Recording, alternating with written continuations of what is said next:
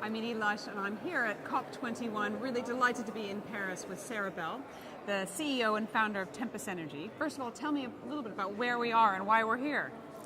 We're in a room painted by Raoul Duffy. It's basically a mural painting of all the original innovators and creatives and scientists who created the original energy system. But when they created it, they didn't for a moment think that they were having this externality, that their amazing work was causing climate change. So they innocently created this extraordinary system that unfortunately has created a problem for us.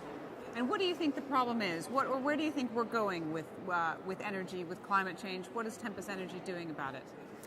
So in terms of the problem, we think it's an economic problem. Climate change has been created because a number of companies, their business model is based on technologies that actually cause climate change. So we have a challenge to transition to business models that don't cause climate change. So Tempus Energy is an innovator in this space, actually, that has come up with a business model that doesn't cause climate change, but actually is a climate change resolver. And we do that by creating flexible electricity customers who can move their electricity consumption to match to renewables. So the first stage is to match to better prices. So we push our customers' consumption into lower price periods. For example, if you've got a business, a building, for example, that has to heat or cool? Exactly. Okay, so how do you change if they need to be heated during the day, how do you work with that at night? So for example, one of our customers is Hertz. We're managing their corporate headquarters. They have a large chiller that drives their air conditioning load. It's possible to chill the chiller at a lower price period and then use that chilled air later to keep the building cool. You can actually disaggregate the time when the customer needs comfort and the time when you actually use the electricity.